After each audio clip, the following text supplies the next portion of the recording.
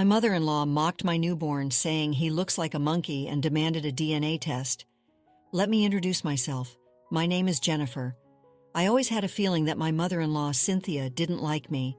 She had always been very rude towards me, even when I was dating my now husband, Arthur.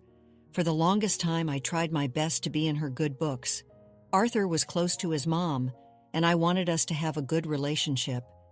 However, I soon realized that Cynthia had no intention of sharing her son with anyone. Cynthia's behavior has always baffled me. I had no idea why she was so cold to me. That was until Arthur explained what her problem was. "I'm sorry my mom is so mean to you," he said. "I know you must be wondering what you did wrong, but the thing is you didn't do anything." "Then why is she so critical of me?" I asked, feeling a pang of hurt. I tried so hard to win her over. "Your dad is such a good sport," Arthur sighed. "But Cynthia is hell-bent on getting me. I know you tried your best, Jennifer. The thing is, Mom is very possessive of me. She has always been this way.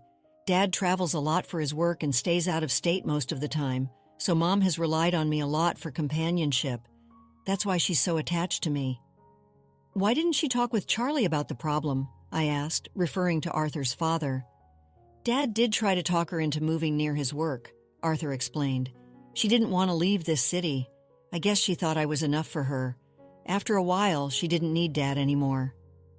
"If Charlie was neglectful, why didn't she divorce him?" I questioned, feeling a surge of confusion. "Dad wasn't neglectful, Jennifer," Arthur said patiently. "He did his best to be with us. Mom always wanted more. She is financially dependent on him and doesn't want to go back to work, so she stayed." After my talk with Arthur, I had a clearer picture of the situation. I was starting to get wary of Cynthia. I did sympathize with her for being lonely, but I could see she did nothing to help herself. She simply depended on Arthur to fulfill her emotional needs. I still tried to establish a relationship with Cynthia, however. She was convinced I was a temporary person in Arthur's life. Everything changed when Arthur proposed to me. Cynthia was beside herself. She couldn't accept the fact that Arthur was getting married. She became even more vile towards me. "You cannot marry her, Arthur," she spat, her voice laced with venom. "She's not right for you. I'm sure she's with you for money. I know her type very well. I bet she's using you and fooling around with someone else." "Mom, why would you say something like that to her?" Arthur pleaded, his voice strained with exasperation. "Just marry her, prove it to you." I was baffled by Cynthia's behavior. She was starting to annoy the hell out of me. I also didn't appreciate the accusations she was throwing at me. Arthur apologized for Cynthia's behavior, but I knew he wasn't responsible for her reaction. However, Cynthia's words stuck with me, and I kept feeling humiliated. Charlie, Arthur's father, was super happy for us and had a way better reaction than Cynthia. Arthur just told me to give Cynthia some time. A month after we got engaged, Cynthia showed up at our house with a smug expression on her face.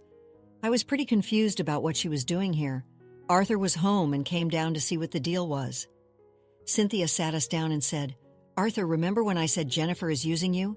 Today I have brought you proof. She's been fooling around with multiple men. Here, take a look at these chats." "Mom, you have to be joking right now," Arthur said, his voice laced with disbelief. "Where did you even find these chats? Are you kidding me right now? These are not even real chats." "Arthur, here, take my phone and check it," Cynthia insisted, her voice dripping with false confidence. "You already know my password and everything. I have nothing to hide." "I know you didn't cheat, Jennifer," Arthur said, his eyes searching mine for confirmation. "Are you serious, Mom? Why are you doing this? I can see the chats are fake. Hell, I can even see a watermark on the app at the bottom." "You think I'm faking these chats? How blind can you be, Arthur?" Cynthia snapped, her voice rising in anger. "She wants you all to herself so that she can enjoy your money. Mom, so far we both have been very patient with you. I can't believe I asked Jennifer to put up with your behavior and give you time. You're embarrassing me and insulting my fiancé. You need to apologize to her. There is no wedge, Arthur. I'm telling you the truth. You will believe me someday when you do. I'll be here for you. For now, I will tell everyone how much of a cheater your new fiancé is." Cynthia said that and left. We were both dumbfounded by the whole situation. She was starting to cross her limits, and it was time to lay some boundaries. Before I could talk to Arthur, he was the one who said, "I'm so sorry, Jennifer. I had no idea my mom would be so cruel to you. I thought she would come around once she saw how happy I was. I didn't mean for you to get hurt. It's not your fault." "It's okay, Vince. Thank you for believing in me so easily," I said, my voice trembling with emotion. "But Cynthia has crossed all limits today. We need to go in close contact with her. I'm fine with her being rude, but she's out to tarnish my image." "You're right, Jennifer. We do need to go low contact with Cynthia," Arthur agreed. "I guess this is the best option right now. I will go talk to her tomorrow." We agreed to keep everything a secret from Charlie. He was a man of ethics and would have taken Cynthia's behavior lightly. None of us wanted to inform him about the situation. There was no need to cause unnecessary stress. Cynthia was in some sort of crisis, and we thought we could handle her tantrums. We would later realize how wrong we were. After Arthur told Cynthia about the low contact, she threw a major tantrum. Thankfully, I was not around to witness it. Seeing her major tantrum, Arthur doubled down and threatened to uninvite her from the wedding. That shut her up real quick. He came home and was pretty mad at Cynthia. However, he knew he couldn't cut her off completely. She was still his mother. Arthur's threats did help us have an uneventful wedding. I expected Cynthia to show up in a wedding dress. However, she never did anything even remotely problematic. I realized that her presence and judgment kept her from trying to spoil our wedding. However, she started to cause trouble as soon as Charlie went back to work. Cynthia would constantly show up at our house unannounced and try to spend time with us. She was hell-bent on breaking our low-contact request. Arthur did try to keep her at bay, but her waterworks made him feel guilty. Some of Cynthia's family members were bashing us for abandoning Cynthia, so Arthur was starting to waver in his decision to stay in low contact. However, he was quick to defend me if required. Life went on painfully slow with Cynthia's constant presence in our lives. However, things looked up for me and Arthur when I found out I was pregnant. It was an amazing day and filled with great memories. However, for some reason, we both dreaded telling Cynthia. We were right about being worried. Cynthia went nuts at our announcement. "You witch!" she shrieked, her voice laced with venom. "You baby-trapped my son." "All right, you know he will never get out of your clutches again, Jennifer." "You are wrong. I know this child can't be his. You haven't even been married for a year. That makes no sense." "Cynthia, people can get pregnant within a year of getting married," I said calmly, trying to reason with her. "It doesn't mean I cheated on him. Besides, why do you keep accusing me of cheating?" "Because you are a worthless girl," Cynthia spat, her eyes burning with hatred. "You don't work and married my son for money. Do you think he will cut me off for you? That will never happen. Arthur, you need to do something right now. I know this is not your baby." "Mom, why the hell would you say that again?" Arthur asked, his voice shaking with anger. "We already talked about this. How can you be so blind? She is a big gold digger. You just don't want to accept it." I was starting to get pretty upset, so Arthur decided to kick her out. She didn't stop there, though. Cynthia told everyone in our extended family that I cheated and she had proof. We did face a lot of backlash from them as well. The situation was so tense that I was getting sick from the stress, so Arthur dealt with the situation while I got to rest. Cynthia was quiet during the pregnancy. She refused to acknowledge me and my child. She even returned our baby shower invite. I couldn't believe the audacity of this woman. However, I was happy to be free from her intruding presence and cruel remarks. But as luck would have it, she showed up at the hospital right after our son was born. Arthur was hopeful that she had come to her senses, so he introduced our son to her. "Hey, Mom, meet your grandson," he said, his voice full of hope. "Isn't he cute?" "Oh my God, he looks like a monkey," Cynthia said, her voice dripping with disgust. "He can't be my grandson. I knew you would cheat on my son, Jennifer. You are a good-for-nothing gold digger. I demand you take a DNA test." "Mom, what are you saying? This is ridiculous," Arthur said, his voice rising in anger. "This is my child, your blood. Why are you being so mean to Jennifer?" "You, dear, look nothing like ours," Cynthia said, her voice laced with malice. "I told you our family has the most beautiful children. This cannot be yours at all. You need to divorce her." Hey, pause for a moment. Would you care to support us? Like this video and subscribe for more. Now let's dive back into the story. "What is wrong with you, Cynthia?" Arthur asked, his voice shaking with anger. "This is your grandson. Why the hell do you need a DNA test to confirm that? Your child looks nothing like me." "Oh, my son," Cynthia said, her voice dripping with fake concern. If you're so sure of its paternity, why don't you take a DNA test? Fine, if this is what you want, I will take one, Arthur said, his voice laced with resignation. But don't blame me when you have to face consequences for your behavior today. You should be more worried about what my son will do once he finds out the child is not his. Anyway, I will be off preparing the divorce papers so that it becomes easier for him. It's my duty as his mother to be prepared on his behalf. She said that and just left. I was exhausted from giving birth and was having a hard time digesting her words. I simply broke down and cried. Arthur rushed to me and tried to comfort me. Jennifer, please don't cry, he said, his voice full of love and concern. I don't believe a word that comes out of her mouth. I know he is mine. You love me and won't do this to me. I trust you. We don't have to take the DNA test. No, Arthur, I said, my voice firm with determination. I will take the DNA test. All these years, Cynthia has accused me of a lot of things. Half of your family thinks I'm an evil witch. This time I will give her my reply. I want revenge. She insulted our child. I will destroy her life. Are you sure about this, Jennifer? Arthur asked, his voice laced with worry. Look, I don't want Mom around us anymore. We can just cut her off. There's no need for a DNA test or anything else. She doesn't deserve to have a relationship with us. No, Arthur, I said, shaking my head. I will not leave her the opportunity to twist the narrative. Her true nature needs to be shown to everyone. Plus, I need to prove myself to the people who doubted me. Fine, if that's what you want, we will do it, Arthur said, his voice filled with love and support. Mom needs to be punished for trying to break us up. After what she said about our baby, she doesn't deserve a relationship with him either. So we both agreed to go through with the DNA test. After Cynthia left to draw up my divorce papers, Charlie came to visit me. He flew back to our city when he heard I was in labor. Charlie was absolutely in awe of our child. That's when I took the opportunity to tell him about Cynthia. He was completely unaware that his wife was up to no good. Charlie, there is something that has been bothering me, I said, my voice trembling with emotion. I don't know if I can talk to you about this. What's wrong, Jennifer? You can tell me anything, Charlie said, his voice filled with concern. Cynthia has asked for a DNA test, I said, my voice barely a whisper. She thinks the baby is not Arthur's child. What? Charlie asked, his voice filled with disbelief. Why on earth would she say that? She has been pretty vile about me and the child, I said, tears welling up in my eyes. I can't believe this, but she has called our son a monkey. She is adamant our son is not her grandchild. What the hell, Jennifer? Charlie said, his voice filled with anger. That is not acceptable at all. What has even gotten into her? Where is she right now anyway? She has gone to talk to her lawyer, I said, my voice filled with despair. She said she will prepare divorce papers for me and Arthur. This is outrageous, Charlie said, his voice shaking with anger. I am genuinely confused about what happened to her so suddenly. That's when I told him everything Cynthia had done to me, from trying to poison me to faking messages and acting like my lover. Charlie heard everything and was furious.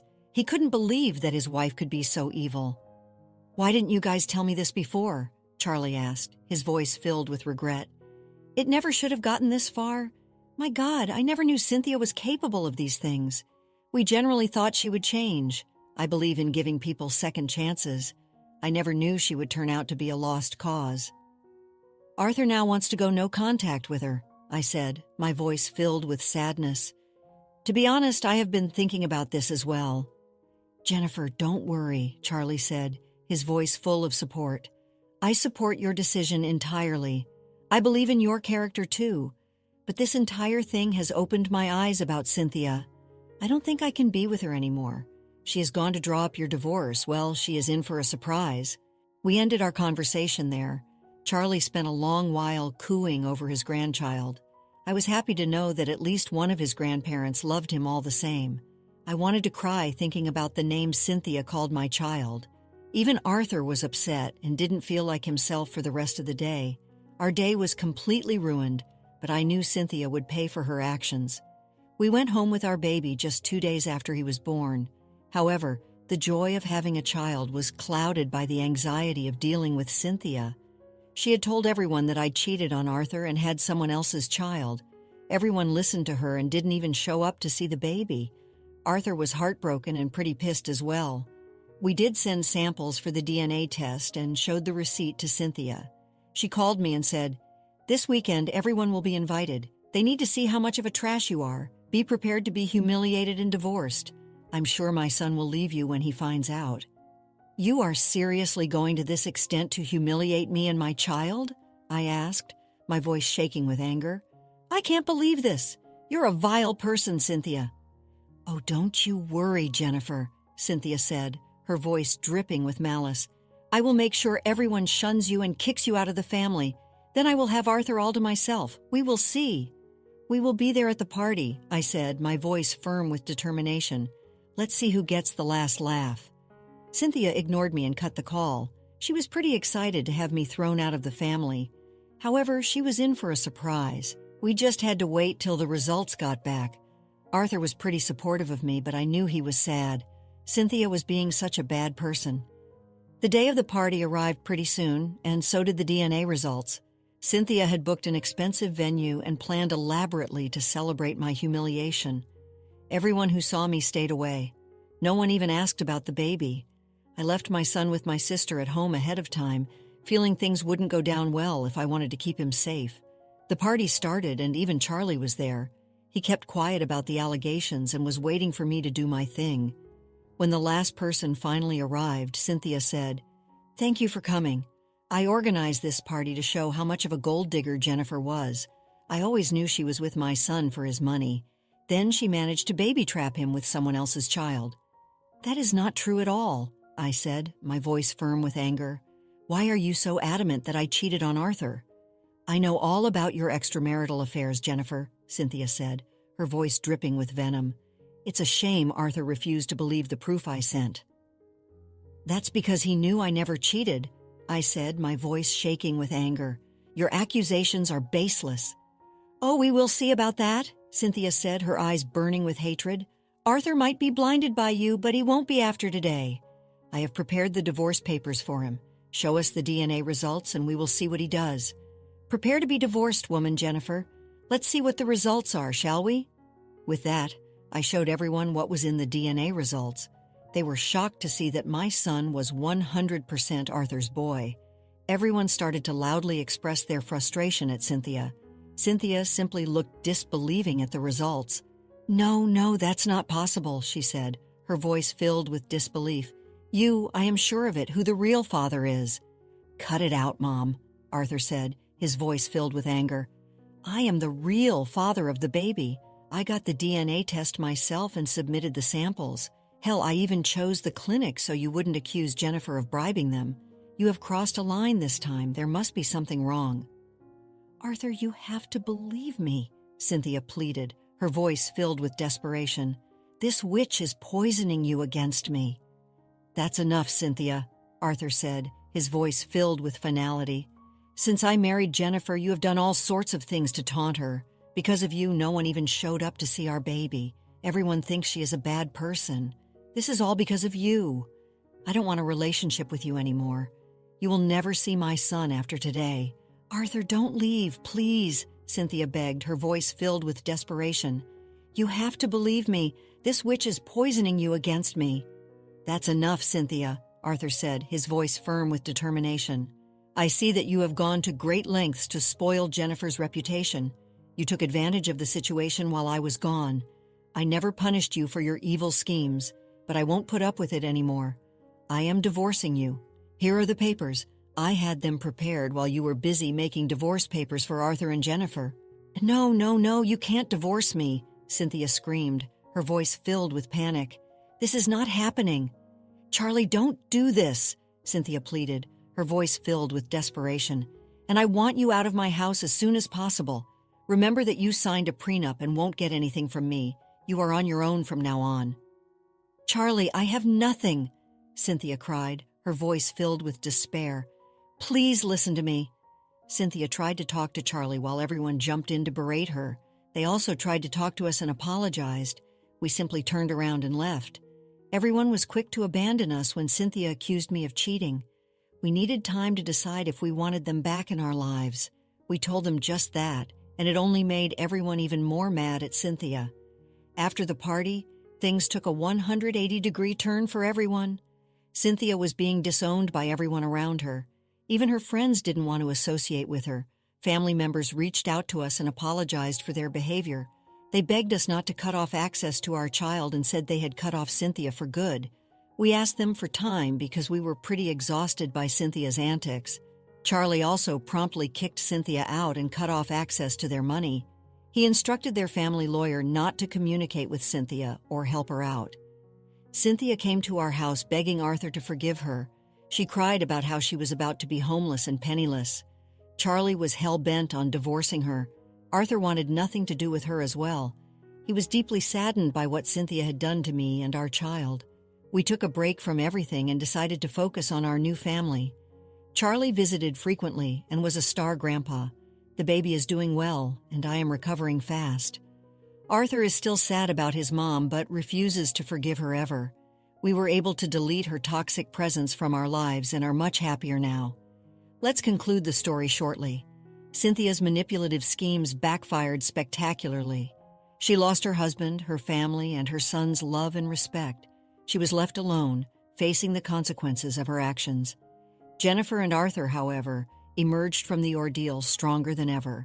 They had faced a difficult challenge together and emerged victorious. Their love for each other and their son had only grown stronger, and their bond was unbreakable. They were finally free to enjoy their life as a family without the interference of Cynthia's toxic presence. The future looked bright for them, filled with love, happiness, and the promise of a wonderful life together. After experiencing the full journey of our story, we'd love to hear your thoughts. How did the story resonate with you? Don't forget to like, subscribe, and stay blessed. Thank you for watching, and see you in the next story.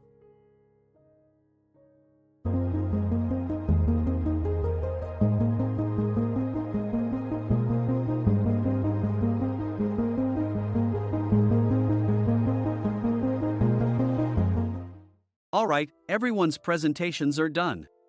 Nick, the manager, said as he tried to move the discussion forward. Excuse me, I haven't. I recently found out something. Nick interrupted me and began to speak. There's apparently someone in this department who didn't graduate high school and is just a part-timer.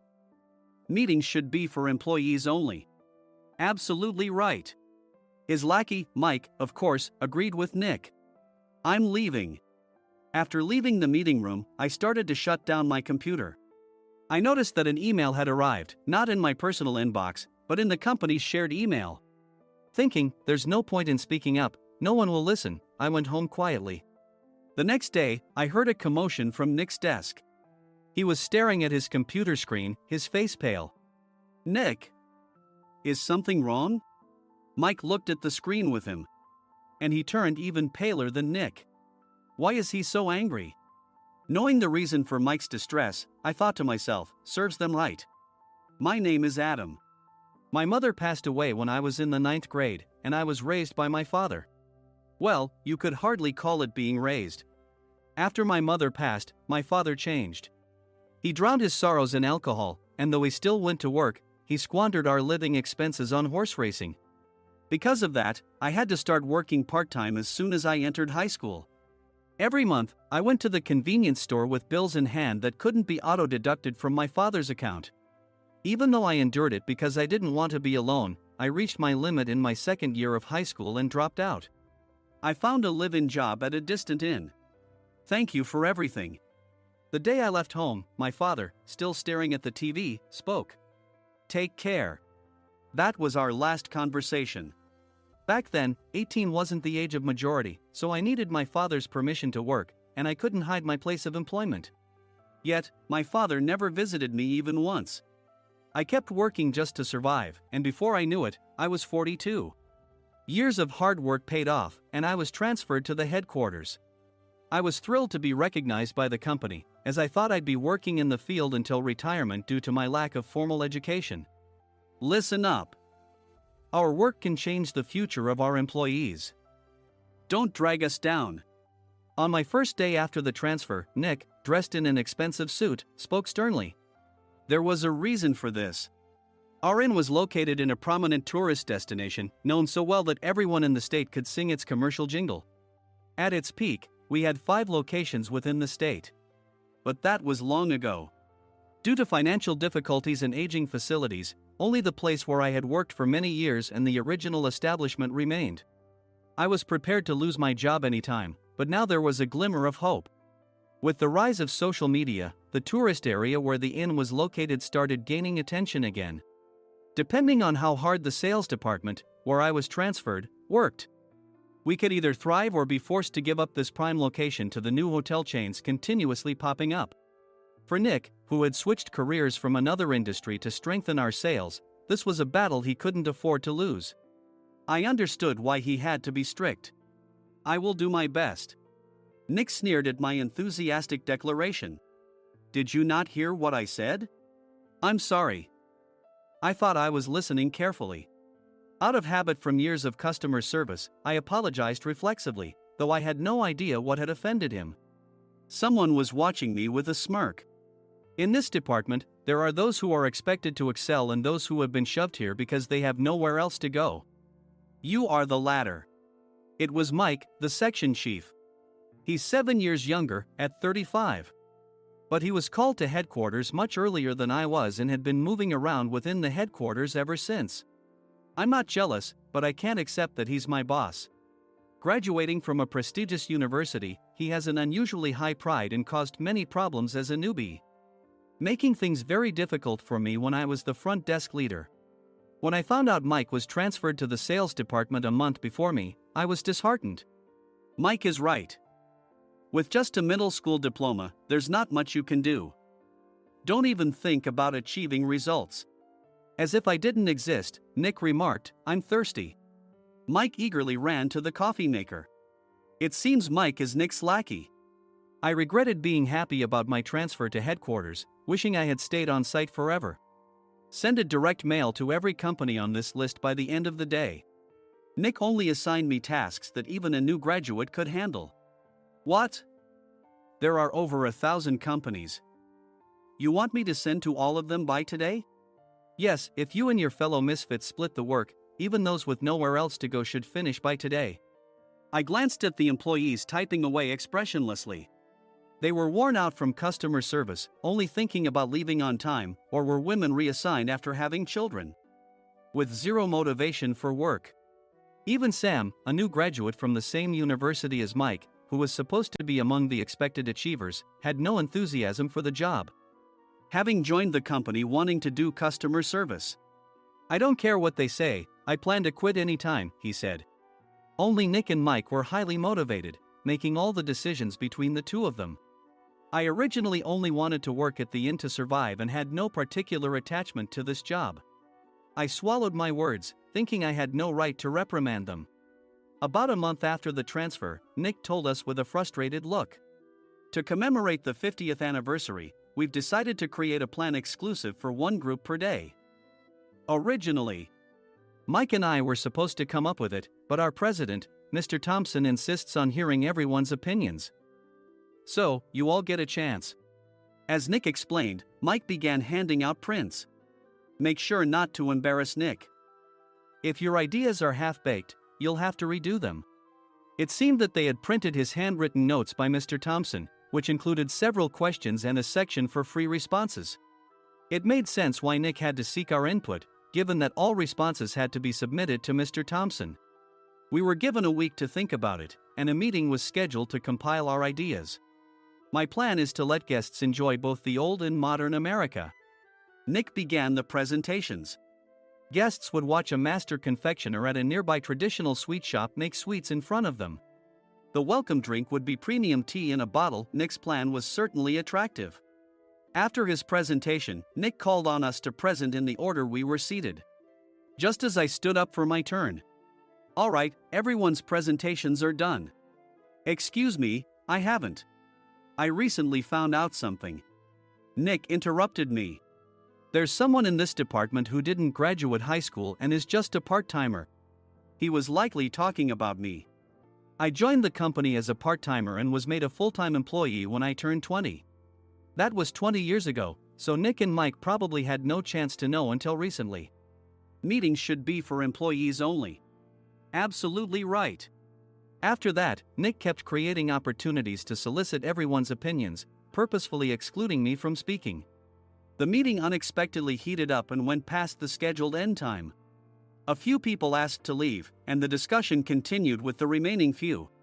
Still here? Normally, you'd leave in that situation. Though I had no attachment to the job initially, hearing kind words from customers made me want to make them happier. For someone like me, with nowhere to go, the inn was my home and customer service was my life. I felt pathetic about my current self. I'm leaving. I left the conference room and started shutting down my computer. I noticed an email had arrived, not in my personal inbox, but in the company's shared email. Thinking no one would listen to what I had to say anyway, I quietly went home. The next day, while preparing the DM as instructed, I heard a commotion from Nick's desk. In his haste to stand up, he hit his knee on the desk. He stared at his computer screen, his face pale. "Nick? What's wrong?" Mike, thinking he should be the first to rush over, approached Nick while still wearing his coat. He peered at the screen with Nick. And he turned even paler than Nick. Why is he so angry? Who is responsible for this company? Nick, more irritated than ever, asked, and Mike answered without checking. Probably Sam. Sam wasn't there because he was attending a morning training session for new hires.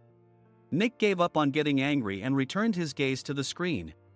They were looking at an email that arrived right after the end of the working day yesterday.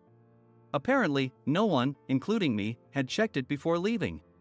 The email was from a large company that used us for their annual employee trips. The president and executives of that company also frequently used our services personally. President of the company, Mr. Mason himself, had declared that neither he nor his company would ever use our services again. Well, some companies cancel their employee trips or stop using our services due to financial struggles. Let's just move on. Mike kept wiping the sweat from his forehead with a handkerchief. Knowing why Mike was so agitated, I quietly watched their interaction. Do you know how much revenue we get from that company? We can find other guests to fill the rooms, but we'll lose the banquet costs, gift shop revenue, rental car fees, and more. Moreover, the gifts were supposed to be prepared by the traditional confectionery shop involved in Nick's proposed plan.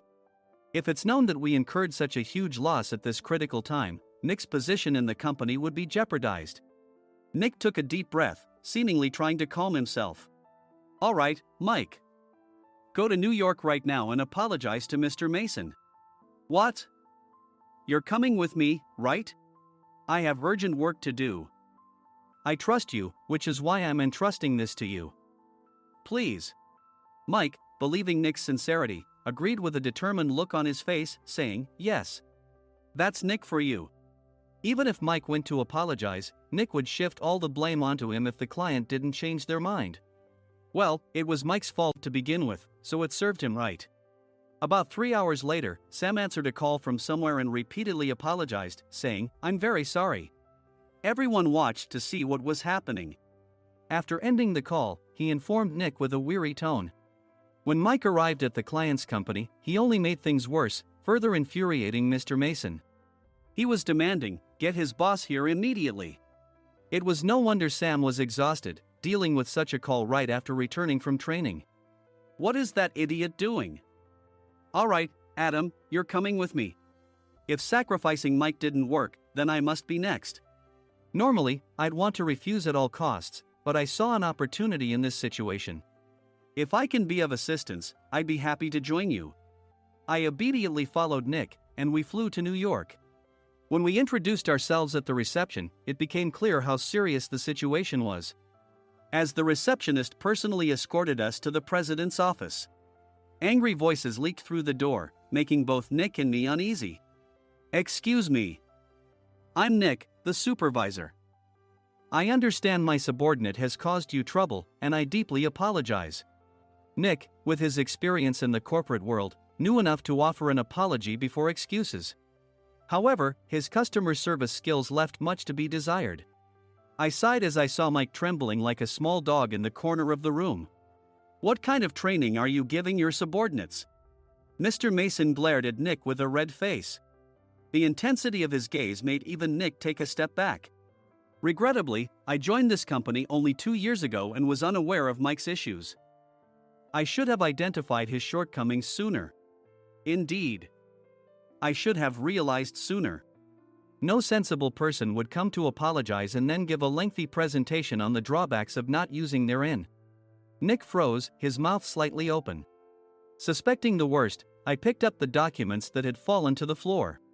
It seemed Mike hastily prepared these documents on the plane, listing the disadvantages. Disadvantage 1: if you change the venue for the company trip, employees might suspect it's for cost-cutting reasons, leading to a negative impression.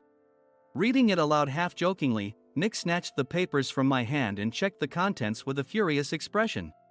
Among the stack of documents was a receipt from a nearby convenience store's copy machine. I felt a pang of dread, hoping he hadn't shown the receipt as well. What do you think he said when I asked what kind of nerve he had to do this? I'm very sorry. Faced with the dire situation, Nick must have thought there was nothing left to do but apologize. In a voice smaller than I'd ever heard from him, he uttered words of apology. He said, "I'm a Harvard graduate. I don't believe I said anything wrong." Mike! What have you done? Forgetting his plan to pin the blame on Mike, Nick yelled loudly, even in front of Mr. Mason. "I didn't do anything wrong." "You're still saying that? Look at him." Mike pointed at me with a shaking hand. "I was assigned to headquarters in my 20s and now I'm a section chief. This guy only made it to headquarters at 42. Everything I've done proves I was right. So why are we losing the contract?" Having said his piece, Mike collapsed to the floor. "Of course. You were sent there because you had nowhere else to go." Mike never expected to hear such words from someone he looked down upon. He lunged at me, and Nick hurriedly stepped in to stop him. "Mr. Thompson told me Mike is a quick thinker, and to take good care of him." There's no way he was pushed aside. "Don't make things worse here. He didn't say quick thinker, he said only quick-witted, didn't he?" I don't remember that part." I recalled the many troubles Mike caused when he was a newbie. When Mike was on the front line, his pride was so high that he never apologized to customers. Customer service, especially in our job, doesn't work alone. It brings both good and bad situations. If the front staff or housekeepers made mistakes, or the cleaning company didn't properly clean a room, one had to apologize to the customers regardless of personal fault. Mike, in such situations, would never apologize, insisting he wasn't at fault. This often angered customers, and as the front desk leader, I frequently had to apologize on his behalf. He caused complaints and disrupted operations, which is why he was quickly moved to headquarters. In departments where he didn't interact directly with customers, his quick thinking was beneficial and things went well. But it seemed his flaws were starting to show. Corporate reservations are supposed to be entered into the system by the sales representative. But a quick check yesterday revealed that more than 10 items were missing from the client's reservation. The handover document clearly stated what needed to be prepared. Why didn't you enter it into the system? Why do we have to give them special treatment? Filling rooms near the banquet hall, setting up all the food in advance. Specifying the brand of wine, they're too demanding. No wonder he always angered customers, I thought, feeling a headache coming on. Grouping them in rooms near the banquet hall is for our benefit too.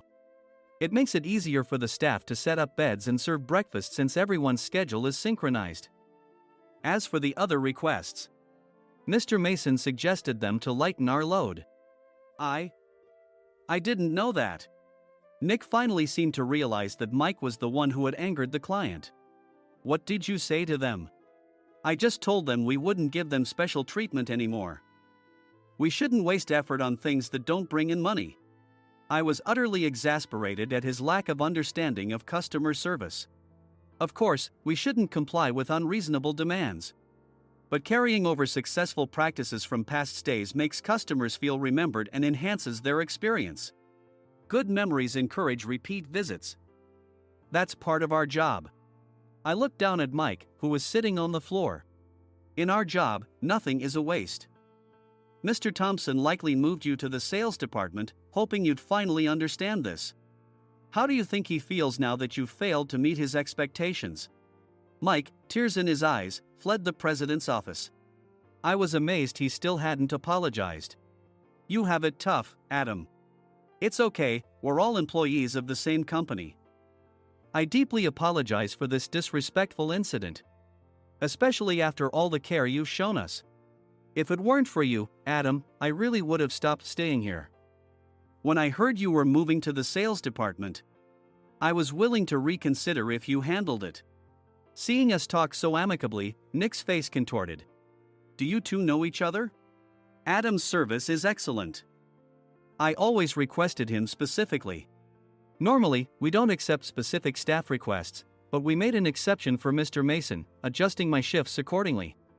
He had personally stayed at our hotel just before my transfer, and during casual conversation, I mentioned, I'm moving to the sales department soon. If I hadn't told him then, things could have been much worse.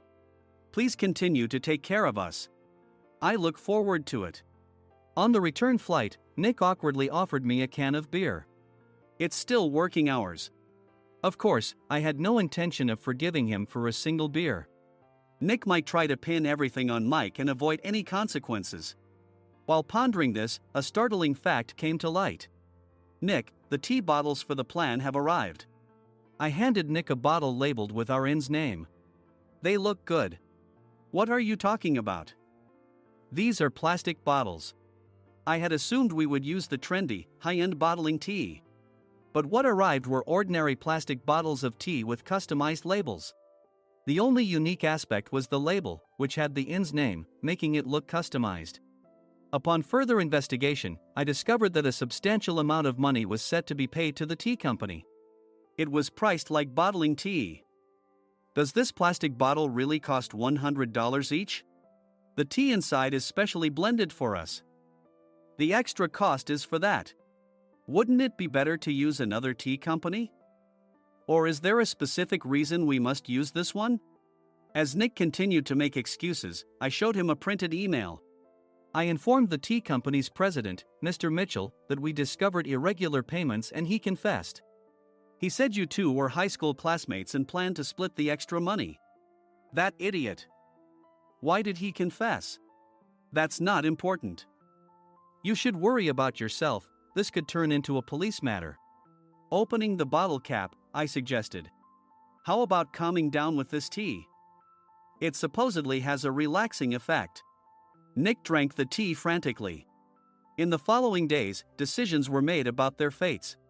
Mike was reassigned to the General Affairs Department, with no chance of transfer or promotion, as per Mr. Thompson's orders. As for Nick, since the payment to the tea company hadn't yet been made, he narrowly avoided legal trouble. Instead, he was encouraged to leave the company, and to avoid further complications, Nick submitted his resignation. Rumor has it that connections between HR departments have made it difficult for him to find new employment. Even though it was good to have those two gone, something unexpected happened in the sales department. Everyone became motivated and united in refining the 50th anniversary plan. In the end, my plan was adopted. We collaborated with the Tourist Information Center to provide personalized guides. The plan, tailored to the number of guests, was truly special for the 50th anniversary. Hey, is Adam's family coming to stay? I immediately booked that special plan for my family. Sam noticed it on the reservation list and quickly picked up on it. Yes, I'm inviting my father. That's great. I might invite my parents too. I lacked the courage to face my father just as Adam. But here, with the confidence Mr. Mason praised, I felt ready. The 50th anniversary plan was a perfect opportunity to reconnect with my father. I hoped to bring back the days when we could laugh together as we once did.